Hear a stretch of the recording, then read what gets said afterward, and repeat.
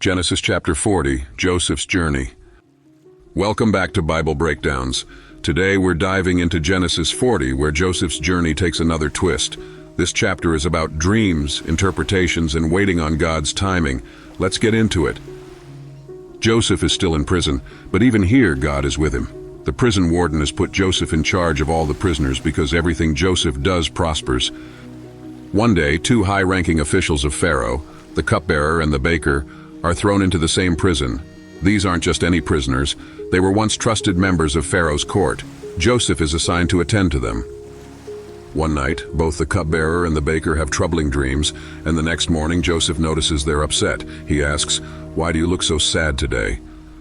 They reply, "We both had dreams, but there's no one to interpret them." Joseph's response is key. "Do not interpretations belong to God? Tell me your dreams." The cupbearer goes first. He says, "In my dream, there was a vine with 3 branches. It budded, blossomed, and produced clusters of ripe grapes. I had Pharaoh's cup in my hand, and I took the grapes, squeezed them into the cup, and gave it to Pharaoh." Joseph interprets the dream. The 3 branches are 3 days. In 3 days, Pharaoh will restore you to your position, and you'll put Pharaoh's cup in his hand again. Then Joseph adds a personal request. "When things go well for you, remember me. Mention me to Pharaoh and get me out of this prison. I was kidnapped from my homeland and haven't done anything to deserve being here." Next, the baker shares his dream. "I had 3 baskets of bread on my head. The top basket was filled with baked goods for Pharaoh, but birds were eating them out of the basket." Joseph's interpretation is less hopeful. The 3 baskets are 3 days. In 3 days, Pharaoh will have you executed, and the birds will eat your flesh.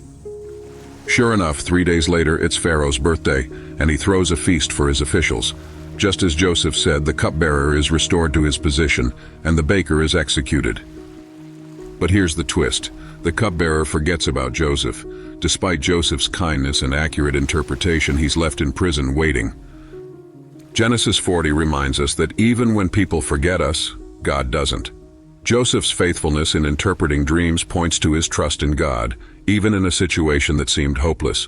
God's timing is always perfect, even if it doesn't align with our plans. Next time, we'll see what happens when Pharaoh himself has some strange dreams in Genesis 41. Stay tuned for more Bible breakdowns.